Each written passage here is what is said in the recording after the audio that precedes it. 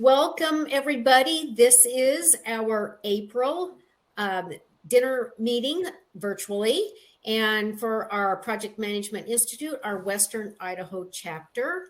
And tonight we're going to do just something a little bit different because we have a pretty packed agenda. So instead of hearing from each of our VPs for their respective areas, I'm going to go ahead and just go through some of our key updates, and then I will turn it over to Colleen Sollers, and she will introduce the candidates for our board positions coming up.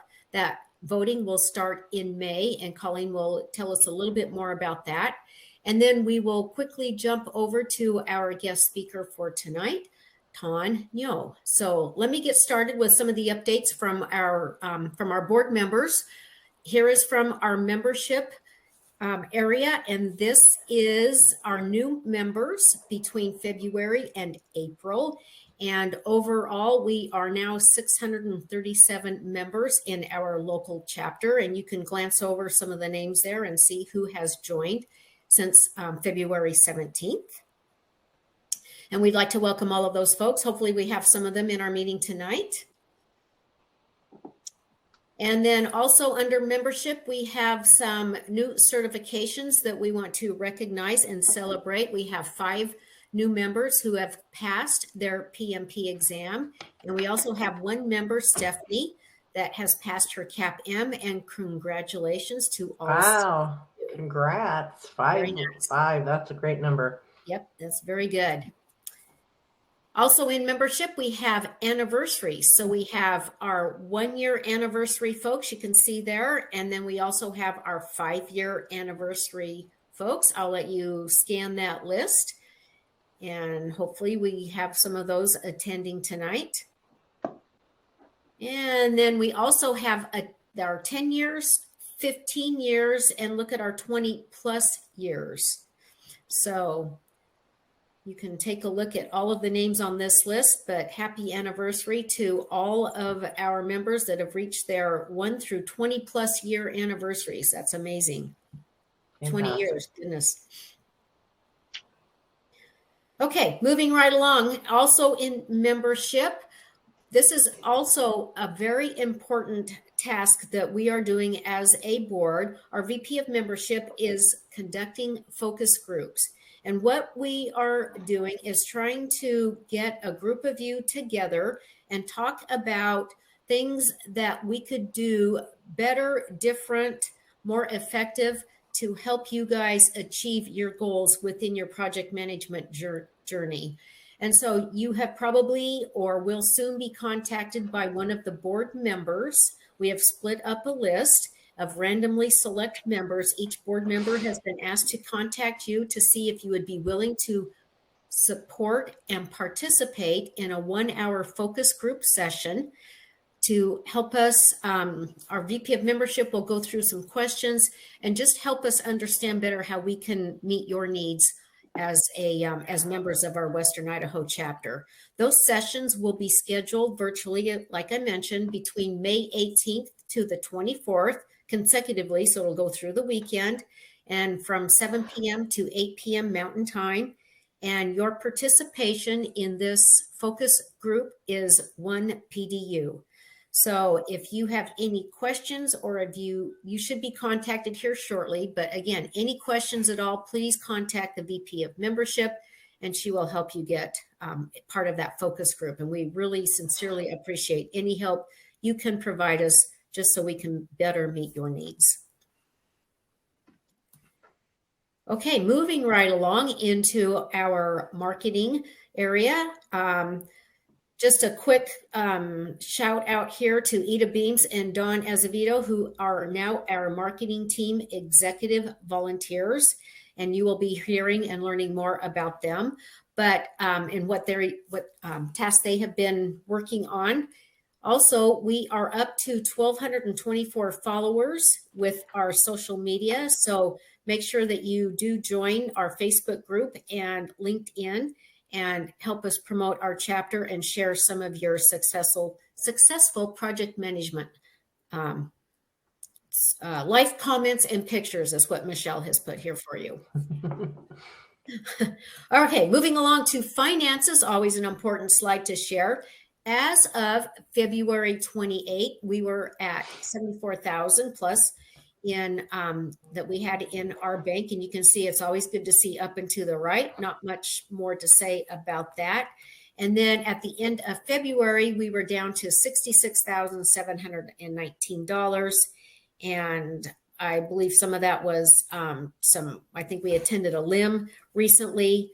I'm not sure what all of the goes into all of the monthly financials, but we are good with our financials. That's the key takeaway from both of these slides. Okay, upcoming events. A couple of really exciting things. Our May 10th Lunch and Learn. We have a great speaker with Heather Smith and her business partner, Nick Selk. And they will be talking to us in May at our Lunch and Learn. And then our May 24th networking event, I'm hoping we have really nice weather and we can maybe spill out to the patio, but we will be meeting at the Smoky Mountain Pizza on Park Center Boulevard. So pretty easy access for those of us that are, might live on the other side of town, but pretty easy to get to Smoky Mountain Pizza. We're going to change it up for those of you that have attended it with us at the Legends.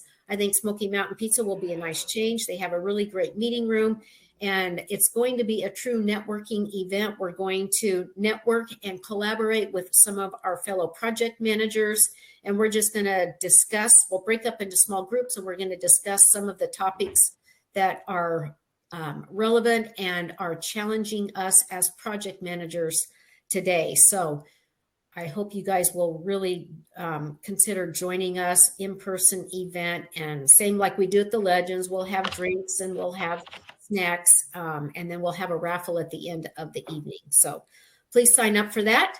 Also, our community event is June 2nd with the Idaho Food Bank. We're regulars there, and you want to make sure that you join us for that Idaho Food Bank opportunity on Friday, June 2nd.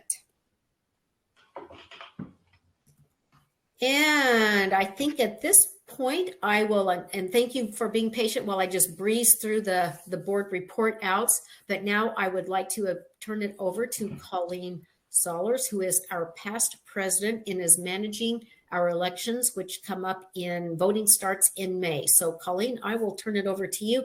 Just give me a signal when you want me to change slides. Okay, great. Thank you, Janelle. Hi, everybody. I'm your past president, Colleen Sollers. And it's my honor and privilege to manage our election process for this year. As a reminder, but actually voting opens April 28th. And so it will be opening on Friday, and it runs through May 22nd. So you have roughly a little more than a month to vote. And you'll be getting those emails that will be coming from PMI Global and with links and a personalized sign-in credential to your ballot. So look for that. This year we have 3 positions, 4 if you count the president-elect. We have 3 VP positions coming up for election: VP of Marketing, VP of Communications, and VP of Professional Development. And we also have the president-elect position coming up for election. And so down below there, you see April and May is when general membership votes on the candidates. And we are very lucky to have an extremely good field of candidates, and all of them are here tonight. And I'm going to roll through and bring each one of them up here on the stage one by one to just give a little 2-minute blurb about themselves and why they're interested in running for this the position they're running for. And it gives the members a chance to put a face to the name on the ballot that you'll see. And so let's go ahead and go to the next slide, and we'll start with Karen Hardesty. Karen is up for election in the executive track in the role of president-elect.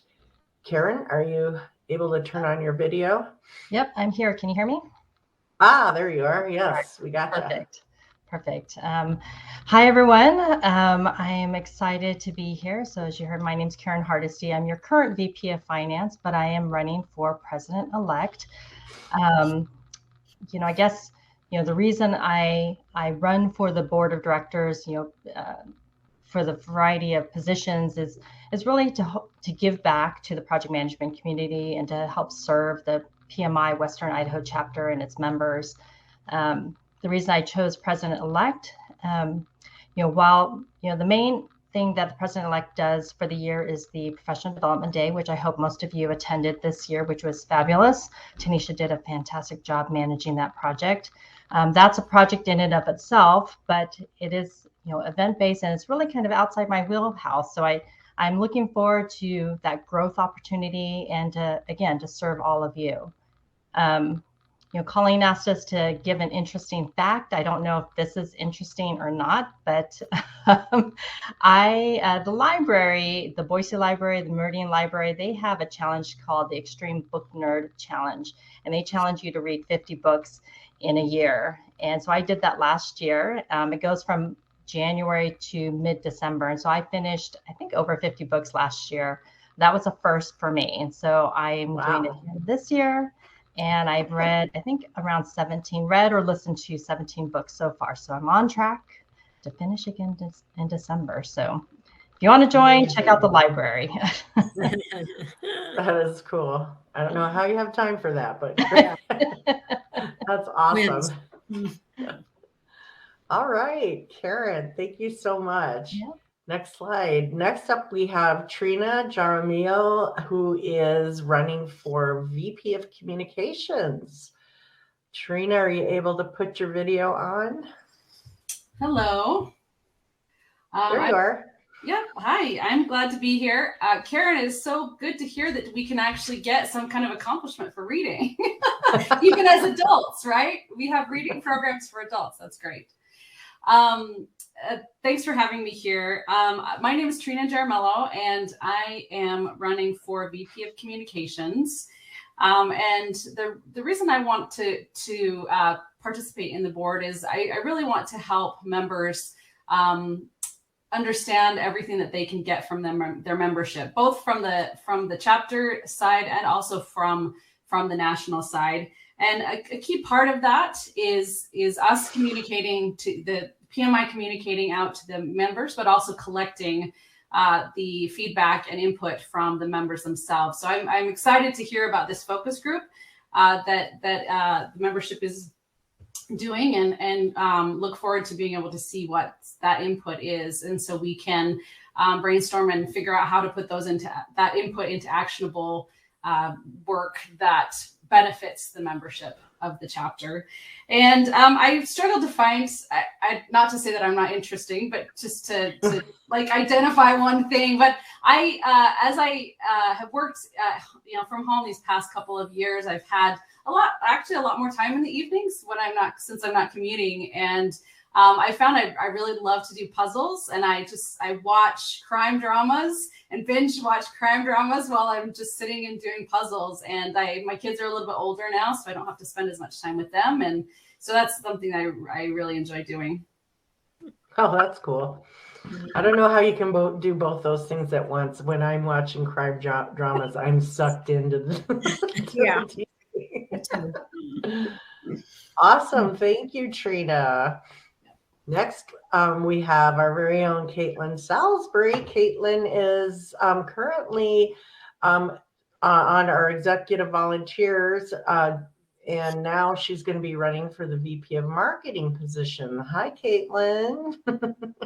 You're on mute, so can you just press that button? There you go. Okay, how about now?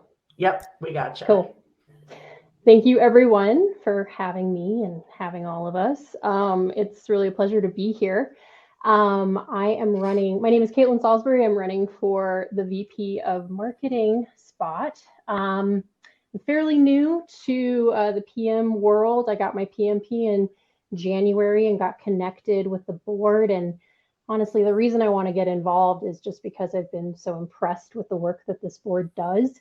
Really wanting to join a professional community of people I truly respect and feel like I could learn a lot from, while also being able to offer my expertise. I have a lot of marketing, communications, outreach experience in the nonprofit and education world, as well as state agency world. And on a personal level, I actually just got a job that I'm starting on Monday. It'll be yes, I know.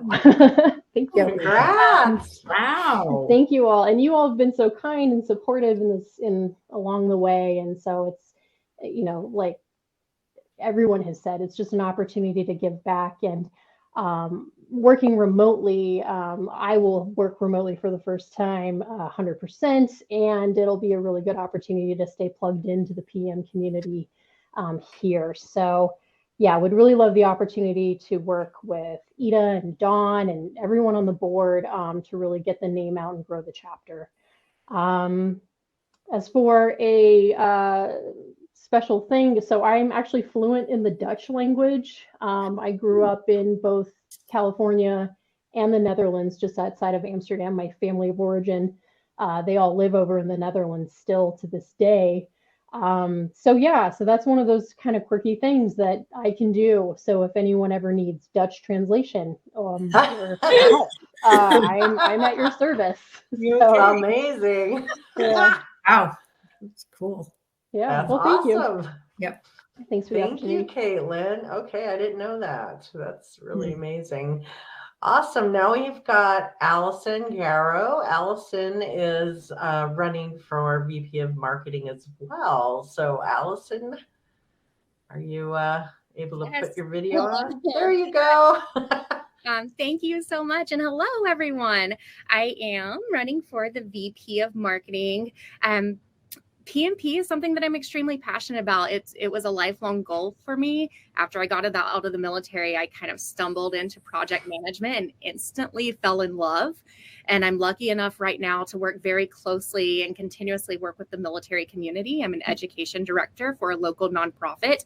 And in spreading the word of PMP to the military community, I realized that, I'm really passionate about doing this not just for the military community, but for organizations and institutions in Idaho, and really helping them understand the value of PMP and what that can do and what a PMP certified individual can bring to their organization. So I have quite a bit of experience in marketing and communication. I've held some similar board positions, and my husband is retiring from the military finally and moving back home. So this is my year of me time and space to do something I love and give back to the community. And I hope that is this, to be able to just spread the word and continue to see that growth that PMI Western Idaho chapter has had. I'd really love to be able to contribute to that. And then I'm not a super interesting person. I'm pretty boring. But I am a lifelong learner. And I think it's something that's extremely important. It's funny, I joined the military to avoid education. And as soon as I got out, I dove right back into it. So I earned an associate degree, then a bachelor's, then a master's, and then my PMP. And then I took 2 cyber certifications this year just to see what it was like. And I think my next thing is PGMP. So I'd be really excited to earn that, continue in program management with the military community and give back to the local chapter. Fantastic. Hey, our president, Craig Hardesty, has a PGMP. He has his PGMP. So you might reach out to Craig and just get his thoughts on I will. how I he hear did it. Yeah. That's great. Thank you so much, Allison. Yeah, thank you. All right. Next up, we have LaDonna Spicer. LaDonna is running for VP of Prof Dev, Professional Development. And LaDonna, are you there? All right. Yes, I'm here. There she is. Yeah. So thanks for having me tonight. I'm interested in running for the position. This is going to sound familiar because I really do want to give back to a profession that has given me so much. I'm what I like to call an accidental project manager. I didn't come to project management by design. I basically got here serendipitously through various opportunities in my career. And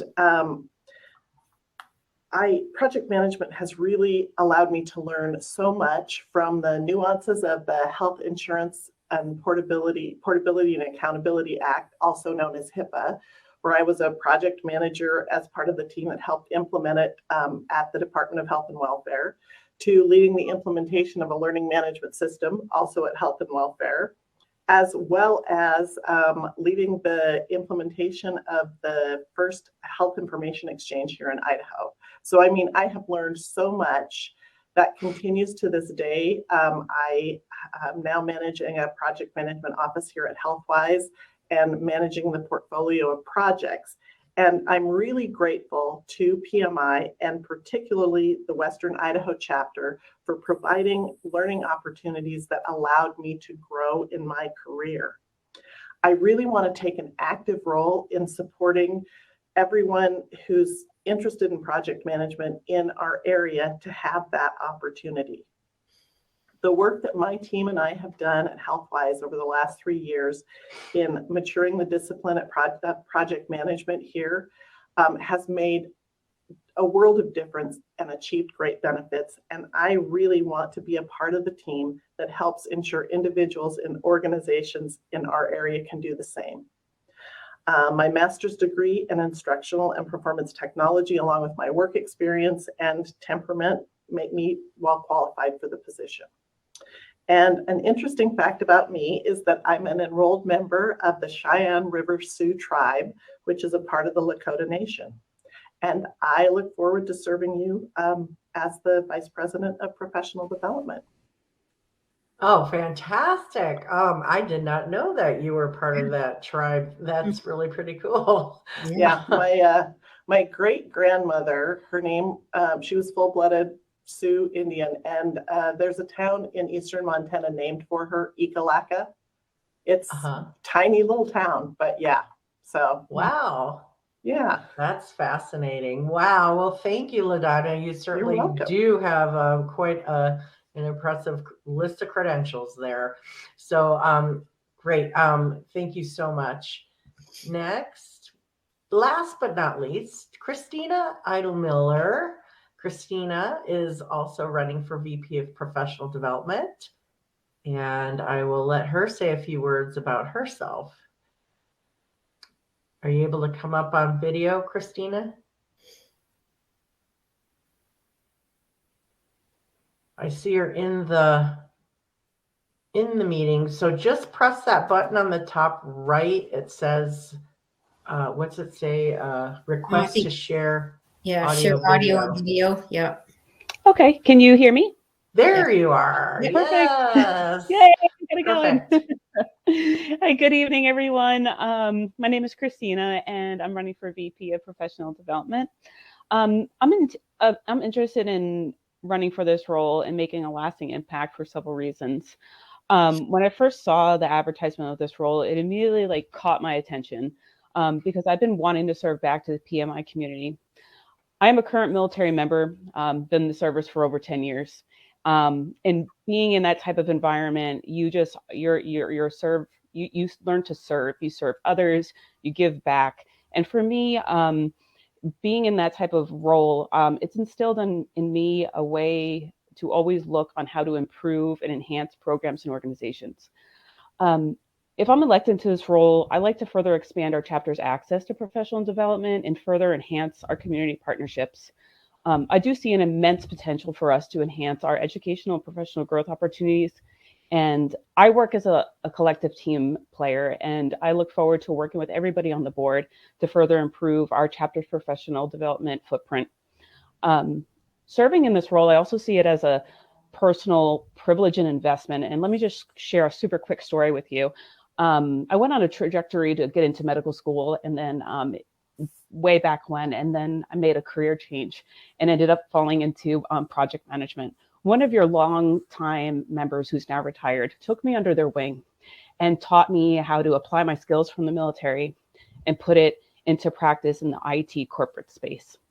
Having that connection in that that insight just gave me just an immense appreciation for the way that we can further grow as a PM community. I know what it felt like to go from one transition to another, and I feel that we definitely have some opportunities there to further grow in that space, and I want to really help do that. I wore so many different hats. I have certifications that you guys are more than welcome to read about, but something that's, I guess, maybe something interesting about me, other than I have kids and I'm always busy with some of those things, is I'm actually a nurse. I am a licensed nurse, and I do professional lifestyle coaching. So yeah, looking forward to having that opportunity and give back to our chapter. Wow, fantastic, Christina. Thank you so much. I'm so impressed by all the things that you've dabbled in. And it's great because, that's what's cool about project management, because it applies across many different, industries as well as sectors. So that's why, we're never going to be without a job as a project manager, are we? So true.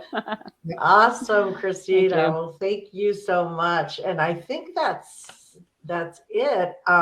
So as you guys can see, we have an embarrassment of riches this year when it comes to these candidates. What a slate.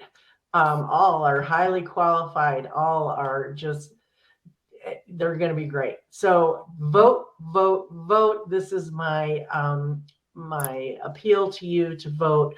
Voting opens on April 28th.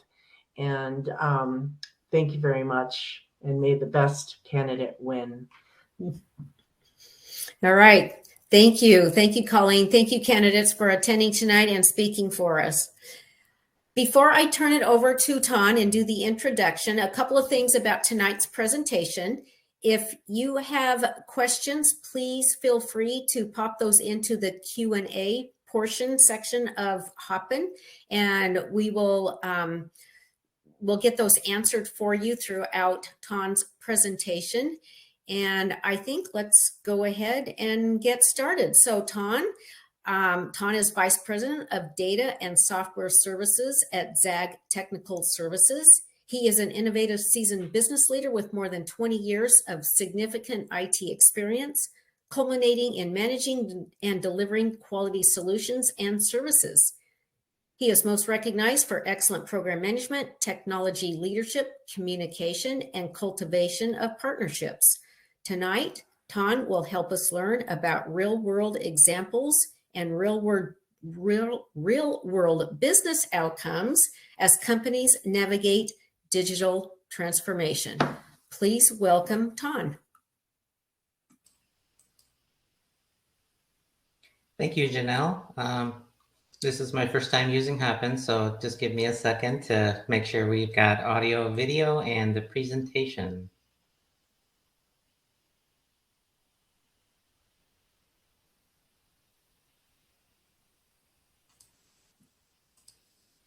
Okay, looks like I've got the presentation. Can you hear me okay?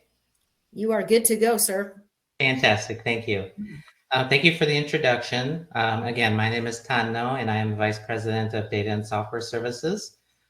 Very honored to be able to join the group tonight and talk through today's digital transformation journey. Digital transformation today is often described as a journey of technology maturity, which can be applied across many different business areas. And so, being a very nebulous type of topic, you hear about digital transformation all over the board. Tonight, I want to just talk through a couple of different categorizations of how it's manifesting in today's world. We'll talk through business cases and go through what the outcomes were for what those transformations look like. So the first category I will talk about is digitization itself. Now, we're all familiar with different formats of that. I think COVID did a really good job in pushing a lot of companies to move forward in going digital. That really impacted the way we work, how we work remote, hybrid, how we're doing meetings like tonight, where it's done all through the internet via the software platforms like Hopin. But the example I'll talk through goes beyond that. We'll take a look at what companies do in today's world to make that step towards digitizing workflows and such to allow the business to flourish with efficiencies and things. The second categorization that I will be talking through is integration. So companies today, large or small, chances are they're running many different applications to do very specific business functions, and that allows for the business to be successful. Now, the key into bringing more value out of those various systems of investment is connecting them together with that integration. And how companies connect the data behind the scenes, that's becoming more and more of a corporate commodity than anything else.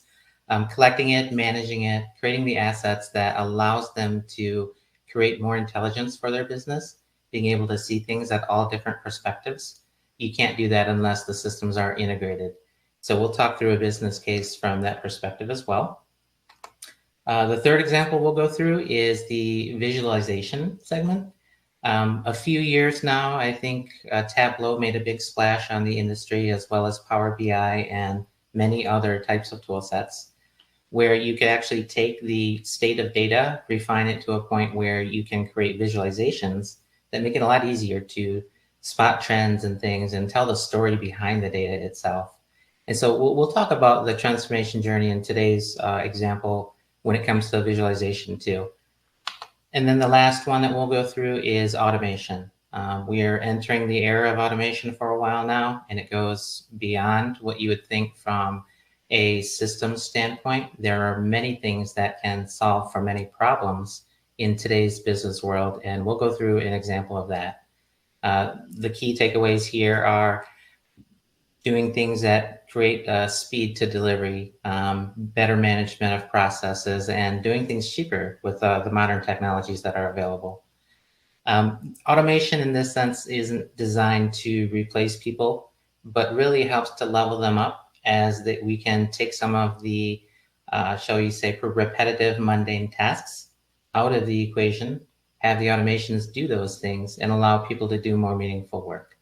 So from this aspect, we'll be going through the 4 different segments, and I'll provide some walkthrough with business examples.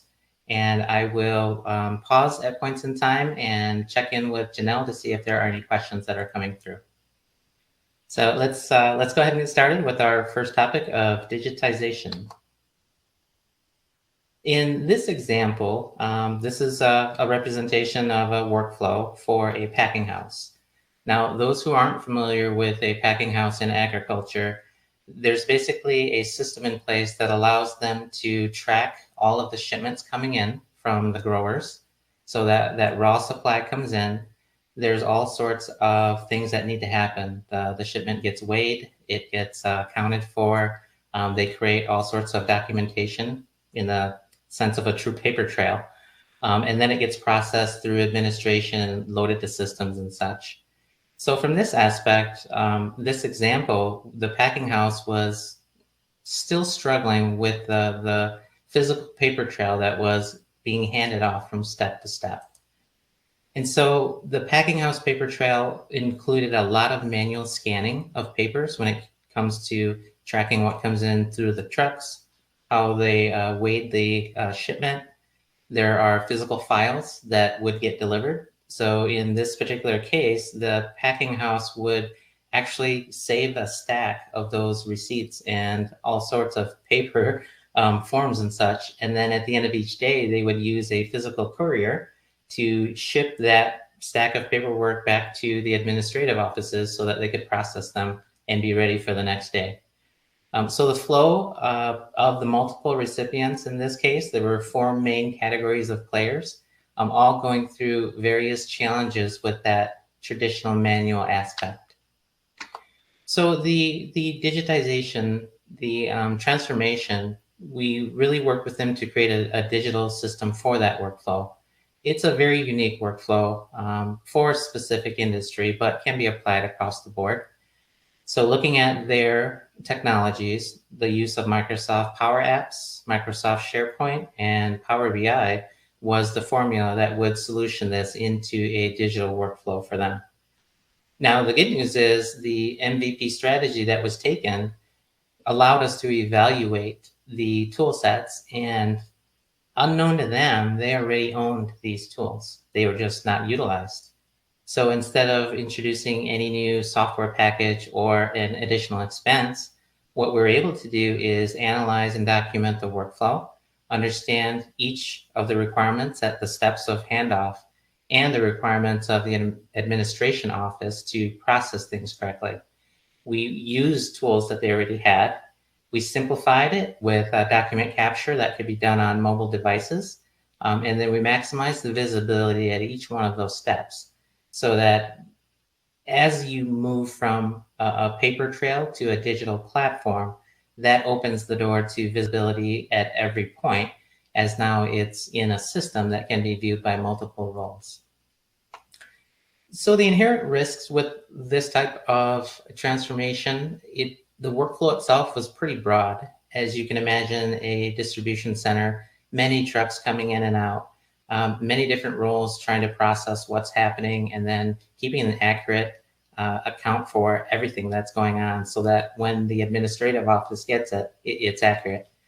So the actual systems that were put into play needed to be easy to use and adapt, where you've got people in roles that traditionally may not have a lot of technical experience using applications.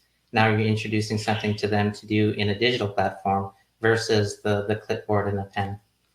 The other thing is the connectivity to central systems. Now, when you do rely on devices like mobile, that can be very advantageous to a facility like this where anyone at any point can actually get the job done. It's a high dependency on the connectivity of what you're offering. And then the third part here is clarity in how to use those systems.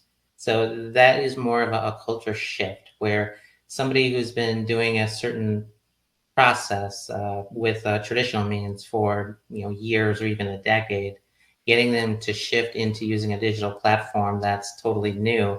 There's also that culture change that comes along with it. And from that standpoint, the reward for this digitization, the business outcomes, they reduce the costs of every additional time needed to process that paper trail. There was a large cost on the daily courier that would take the physical forms and paperwork to the central office. So that really reduced the cost and overhead of the process itself, and they became very efficient at being able to manage what was happening. The other reward here is the faster speed to being able to review the documents, where once it was put into that digital system, they would have that visibility to be able to take a look and verify things as those forms and documents came in, and not wait to have them go through the traditional means. And the third reward here is that greatly improved traceability.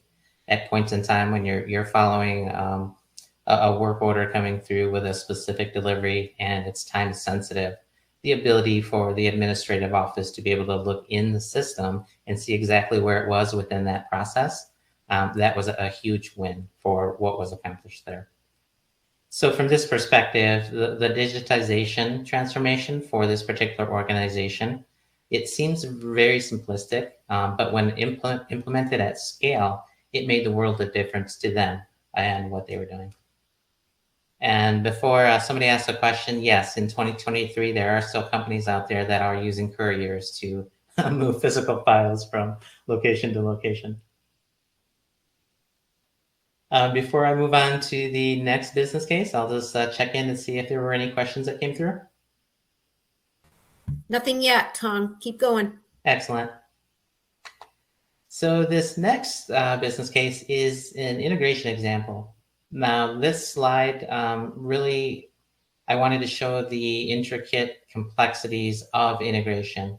What you're looking at here is what I would refer to as an enterprise data platform that would allow a enterprise company to manage all the varying data points and systems that they have employed across their landscape, bring that all into a central location, and create the insights in not just better managing that data to be able to see it, but then enrich it from other sources as well. Just at a high level, from the left, it shows the various ways you can collect data, and it goes through all of the different refinement processes and options until you get to the right side where you've got the consumers of that data.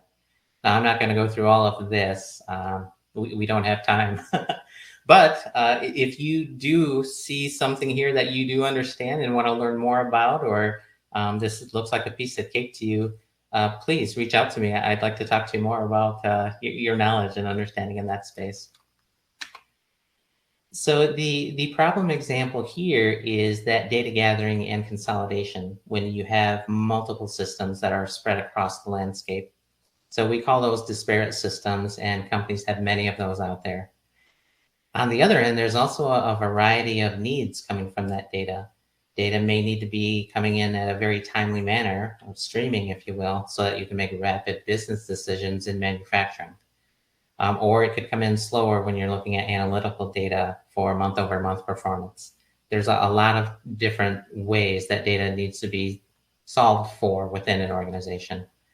And then when you do have those multiple systems and you don't have a process that fine-tunes it, you get inconsistent results across the board, especially when you're looking at a system from a local to a regional to a global level. Different ways of processing and refining that data could net different results if you don't have a single source of truth pipeline, if you will. So the solution here is creating just that, the enterprise data platform that can batch data in the traditional sense, do smaller micro batching of data, or even streaming data at points in time. Creating a centralized and cloud-enabled platform will help reduce costs. Also, you create that source of truth pipeline so that the entire organization can use the same data and get the same results versus a lot of the challenges that come about when you don't have that type of structure in place.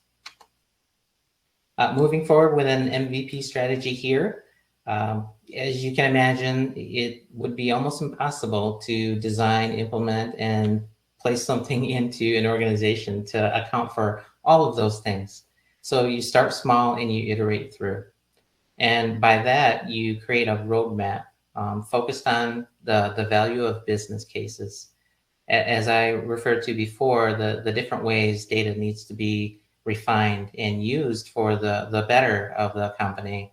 Those are the things that really help drive what you focus on and bringing forward the capabilities coming out of that data. Once you prove that out, there are always ways you can automate so that you don't have people doing specific things to make that data ready. In today's modern technology stack, automation is the key to creating those efficiencies and creating that trustworthy data that comes out of a big process like this. The inherent risks to this, this really requires a lot of commitment from leadership within an organization because it doesn't happen overnight. It is a kind of a long-running type of integration strategy. So you do have to keep in mind the budget and resource enablement, whether it's 12 months, 18, and so forth. Those are key factors, and having the leadership sponsor those factors is key. And then, of course, the community need and adoption. You can build a shiny platform, but if you're not delivering the right things, the community itself won't use it. And so it also goes into that whole culture shift too, where you're introducing a new way to use data in a more powerful way. All of these factors become risks as you move through.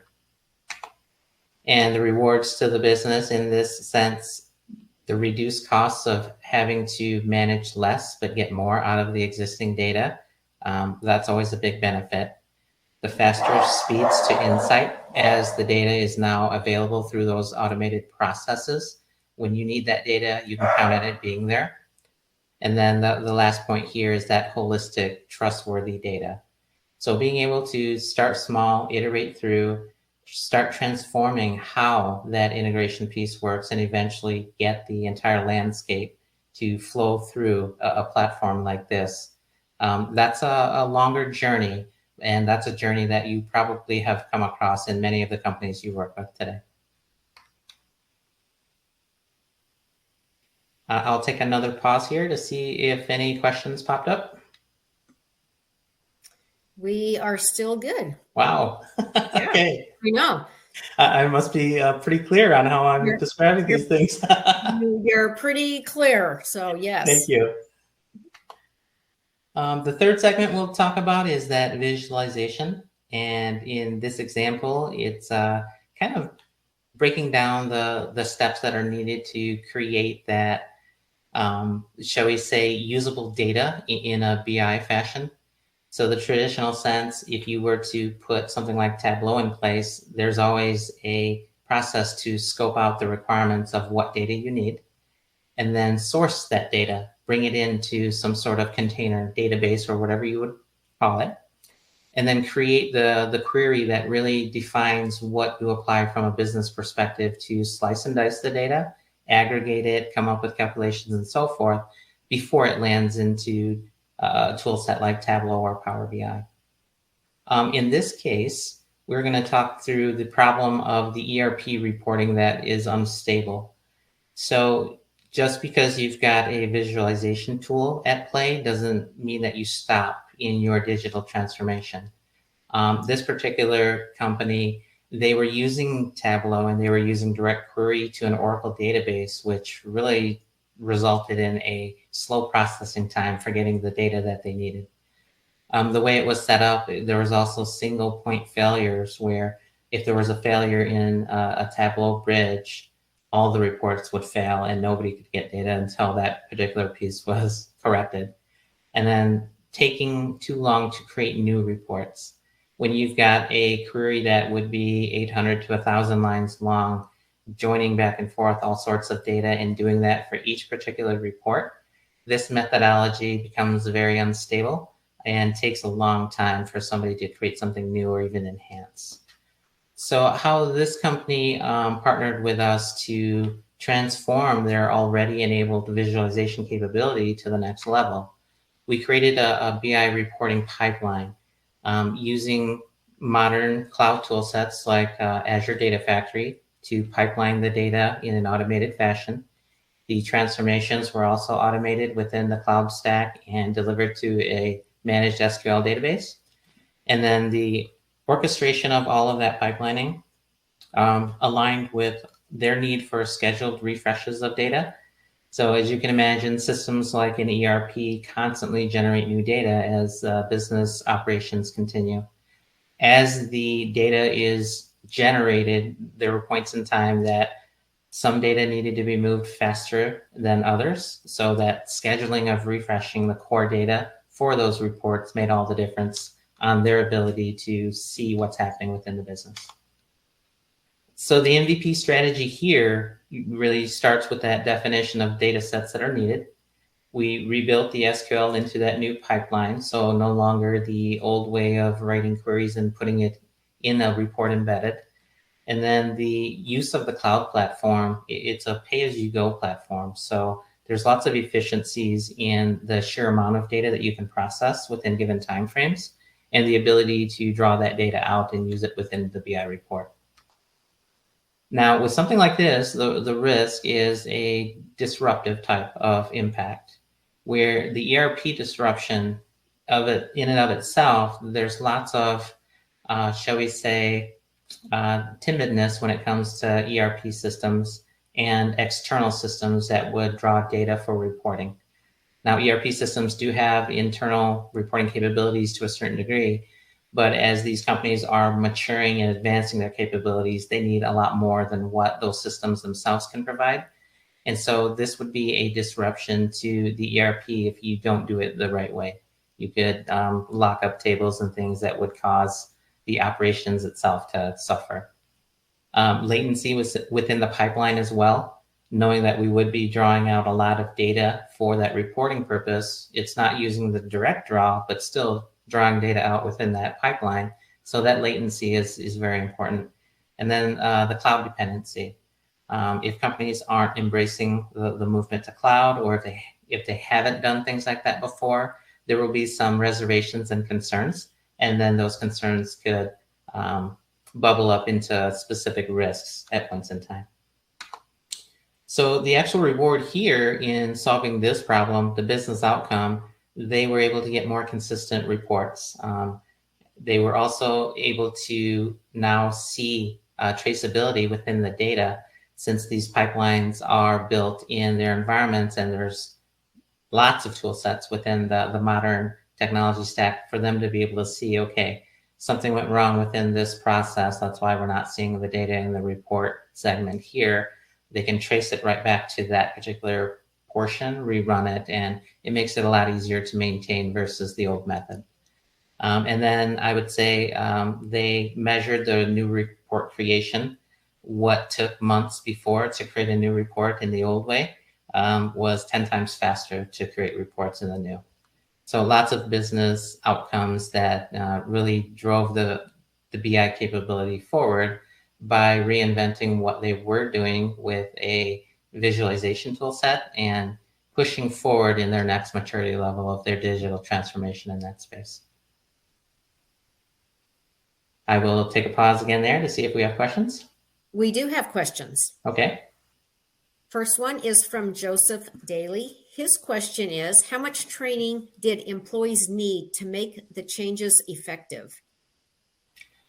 They did not need much training at all, because what we did in this sense was, if you're familiar with Tableau, they have a great interface for you to connect to a data source and see a visual representation of the data schema. So they can actually pick and choose which fields they want to drag into their report. Now, the way they were doing it before, the joining of that Oracle schema was, shall we say, not straightforward. So they had to resort to writing SQL statements with many subqueries and such, and drop it in to the Tableau interface and run the SQL. What we did in the new pipelining was brought them back to the ease of use, where they could now see those data sets in a way that allows them to drag and drop. So it created efficiency for them. So I would say training was minimal, because we took a very heavy step out of their workflow and brought it back to the simplicity that it was supposed to be. Great. All right. Thank you for that. Excellent. Okay. The next question comes from Janelle Peterson, and it is, do any companies do data integration really well? Seems like a huge challenge with work teams that cherish and hang on to their Excel spreadsheets or whatever tool they are using, which would be a disparate tool or database. How do we, as a PMO, for example, instill confidence and help them understand that there is a better way to do it? Yes, and that goes back to the cultural shift that happens with modern technologies as well.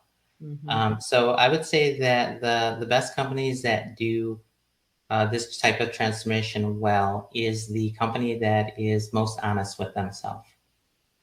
Knowing that there is a time and place for different tool sets. Something like this wouldn't be a silver bullet that just makes everything better. But knowing when a spreadsheet or a shared document has its limitations, or just takes too long and is inaccurate more times than not, being able to accept that they need something new and will look into embracing a new way of doing things. Those are the ones that really succeed well, and a lot sooner than other companies that may not look at the problem that way. They may see the way that they do things, just fine, where they get the job done. They don't see that the time it takes to do some of these things, whether it's hours or days, can be reduced down to minutes if you've got this type of process running.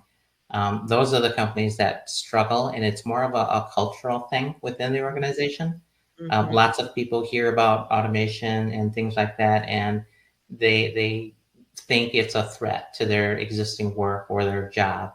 And it's that culture shift where it's not a threat. It's really taking care of some of the things that take too long to do, allowing you to do more meaningful work for your company. I think those are the companies, combining that with the modern technology, are the ones that really excel. I see. Okay, great. All right, thank you. Our last question for now is from Colleen Solers, and she asks, as organizations move more and more to digital and automated processes, I worry about business continuity in the event of system outages. Do you recommend having manual processes to back up the automated ones?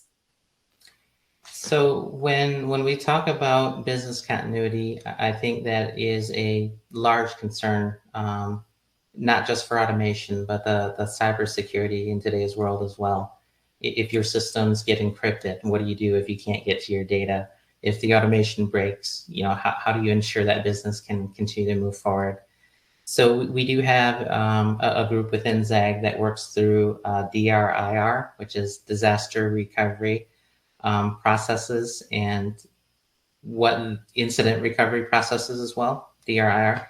And so what happens is the modern technology stacks can be configured in a way that allows you to have protections in place so that if things, for whatever reason, a disaster happens, you do have the ability to recover quickly, whether it's standby servers and things like that that are put into that plan. That disaster recovery plan should be developed and tested regularly, maybe once a quarter or twice a quarter. And those types of things will help the company, and in that sense of continuing that business continuity when disaster does strike. So I always recommend taking a look at that when you do have systems of automation, or the security side nowadays with the cyber threats that are out there. It's a real thing, and companies think, well, we're so small, or we're so off in left field, who's going to target us? When they don't understand that you're not really targeted. It's when these automated hacks run and your system is found to have a vulnerability, it doesn't matter who you are, the hack process is going to take shape and you will become that victim. So it's one of those things where, the proper planning for that other portion of the system health is definitely going to help businesses when it comes to this type of risk. Okay, great answer. All right, I think we've cleared out our Q&A, so you may proceed forward. Thank you. Those were all great questions. The last business case I will talk through here is an automation example. This one is a trading partner using the EDI platform technology. Not sure if everyone is familiar, but EDI is a trusted, long-running platform that allows machines to talk behind the scenes when it comes to business transactions. So if you're in retail or supply, chances are you've got an EDI process running behind the scenes so that suppliers can order from you, you can communicate back when things get shipped and so forth. And so in this particular example, they have a trading partner that is so large that this ASN, or advanced ship notice, needed to be sent out back to this retail giant within a certain period of time to acknowledge that you have their order and that you're processing it and will be shipping it back to them by this point. The process normally encapsulates itself into an ERP system or some other system that is designed to manage this. But this particular business case, there was a large retailer that really forced the company to do things differently. They always try to standardize the messages going back and forth and the format of the documents that would have that information system to system.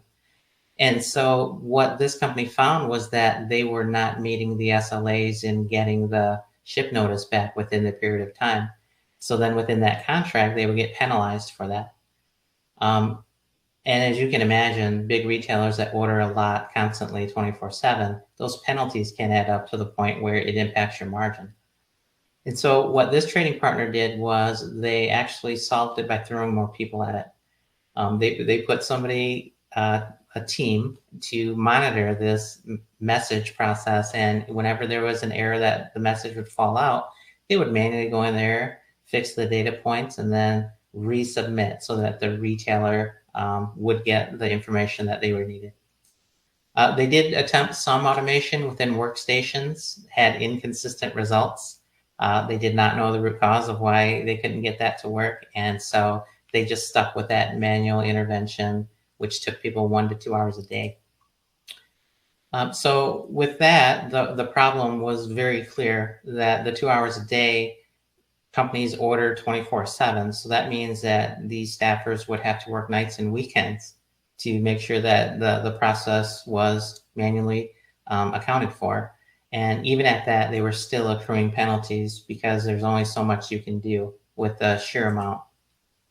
So the solution itself was creating a work replication automation where each human step within that manual intervention could be automated using specific tool sets. And that automation could run 24/7.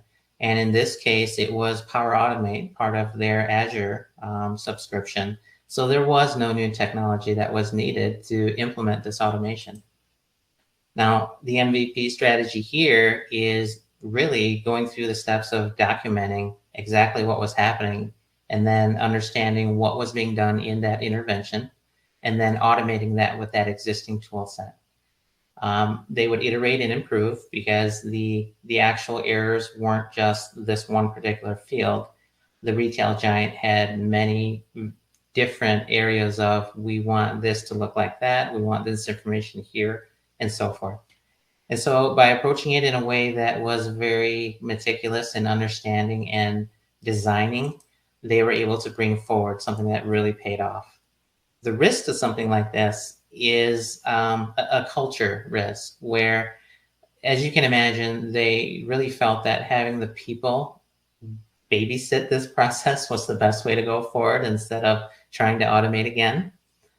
So that was a culture shift. Even if we built a bot that would do this, there was a little mistrust in that particular automation would do it the same way that the people were and do it well. Any misstep in the automation would cause this not to work as well. So that's why the meticulous patterns in designing and going through to make sure everything was accounted for. And then the tribal knowledge to create that digital solution. There were things that people were holding near and dear as far as what that manual intervention looked like. And so that took a little bit more to be able to get all of those tribal knowledge details into the automation. But as a result and business outcome, you can imagine the look on people's faces when you told them they no longer had to work a couple hours at night and on weekends. I mean, the quality of life for those folks really improved when we were able to put this automation together. No more penalties. I mean, the bot runs instantaneously 24/7. So there's less likely that a penalty would accrue. And then that particular automation could be adopted to other types of work within that same technology. So that particular example of the EDI fix was one problem that they had within EDI. They had other problems too that weren't advanced ship notices that also was able to benefit from this type of automation. And so from that standpoint, putting the effort in, being able to reduce the time it takes. I mean, if you quickly do the math, 2 people, 2 hours a day, that's what, 500 hours a year, that they could be doing more meaningful work. They get their nights and weekends back and everyone is happy. So again, I'll pause and see if there are any questions on that one. I do not see any new questions. Okay.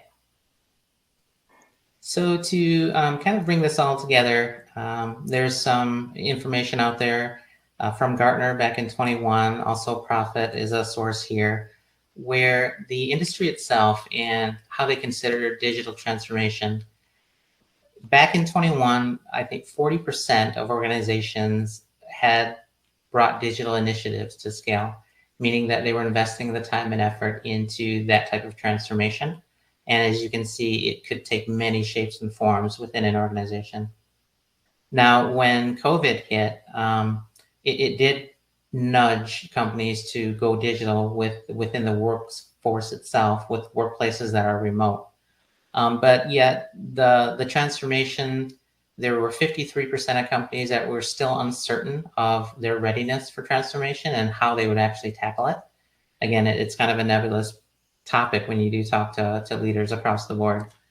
But after that time frame, things shifted a bit, where we're now in an area where 65% are accelerating their pace to their digital business initiatives. And that says something for the importance of understanding, the importance of being able to work within that space, knowing that nobody's going to be the expert in all things when it comes to digital transformation. Now, as the closing slide here, I just wanted to reiterate, in all of these examples, there wasn't one particular role that shined, meaning a program manager or a project manager or a scrum master. The person that really shined that helped the team cross the finish line with these digital transformations were the people that were thought leaders. You don't have to be a subject matter expert in cloud technology, but if you understand the goals of what the business is trying to do, and you take the time to really put yourself into the new green area of, there isn't a true right way, but there are ways to be able to implement efficiently. Like in that case where the enterprise data platform, there was no way you could implement that in one go. Shrink it down into bite-sized epics and create those roadmaps of small wins for the organization so that they can see the progress, feel the impact, and invest more in that area. And then again, the second point here is one step at a time together. Small investments advancements can have a big impact. So being able to embrace that iterative type of approach, learning from each step, knowing that it's a continuous process where you're not going to have that silver bullet right out of the gate, but you keep going through, and that's the true journey of digital transformation today. So with that, I'll just pause and see if we have any final questions before I wrap up here. We actually do, from Karen. Okay. And she asks, okay. Karen's asking two questions. So let me go with her first one here. Okay. Were there any human steps that couldn't be automated? If so, how was that handled? And were there changes that needed to be made by the retail giants partners, or was this all internal to the one company?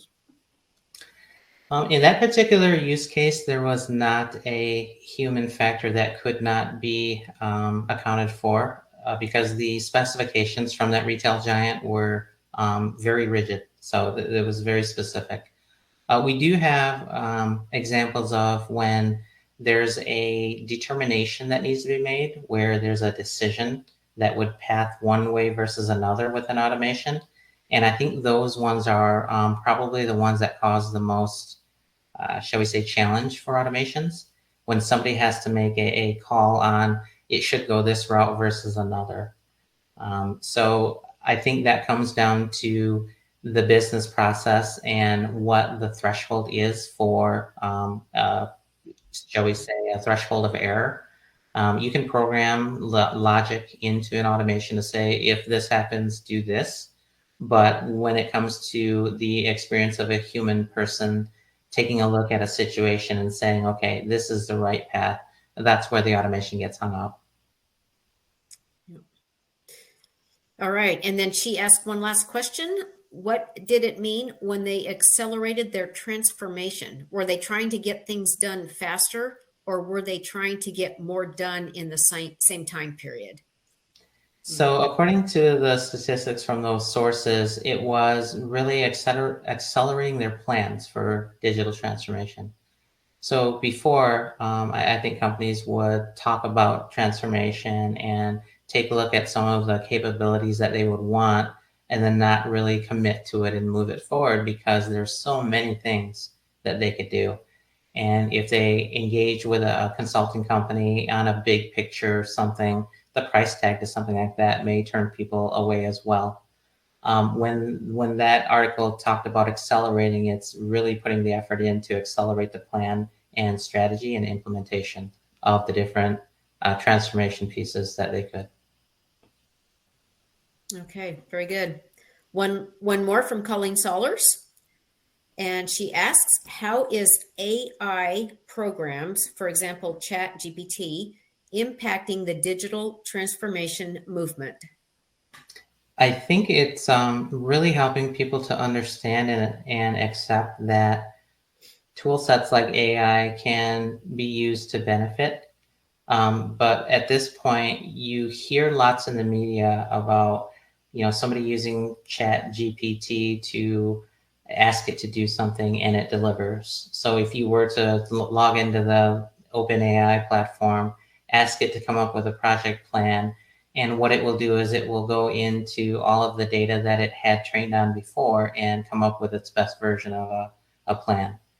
Now, there are companies that are building upon that and creating those types of AIs that can augment different workflows and tasks within specific roles. And I think that's great because it's a leap forward for technology. There's also an area where the AIs can't do some of the same things when it comes to understanding conversation. I think there are some good articles about that where they use examples of statements that they would give AI that could be taken by 3 different perspectives based on how you read it. So from that standpoint, I think it's being accepted but not trusted totally. And I think there's a lot of good that will come out of it because companies are using it to make tool sets better. Like you probably have seen the AI using the IntelliSense in Outlook that helps you finish some of the sentences that you're writing by using common terminology and things like that. So it's going to impact all of us in some way, shape, or form. And it will take a lot of discipline to be able to use the core AI in a software package that does a specific thing for yourself versus some of the mainstream things that are becoming more accepted. So I think it's opening the door to a lot more to come on that front. Yep, agreed. All right. I think that, Don, any closing remarks? I love your QR code for your LinkedIn. So everybody fire up your cameras and take a shot of that. Thank you. Yes, my information is there. If you want to reach out and talk a little bit more in any of the topics that I covered tonight, I know it was brief and I did go fairly quick, but there's a lot in this space. The more you can learn about, the more you can drive some of the discussions on digital transformation. It's just going to make everybody better. And so I'm open to anybody reaching out. Excellent. All right, Tom, thank you so much for a very interesting presentation and very relevant to our times today. Excellent. You're welcome. Thank you for having me. Yes, you're very welcome. All right, folks, that wraps us up for our April meeting. I will look forward to seeing all of you at our May event. Thank you very much for joining tonight. Bye for now. Bye, everyone.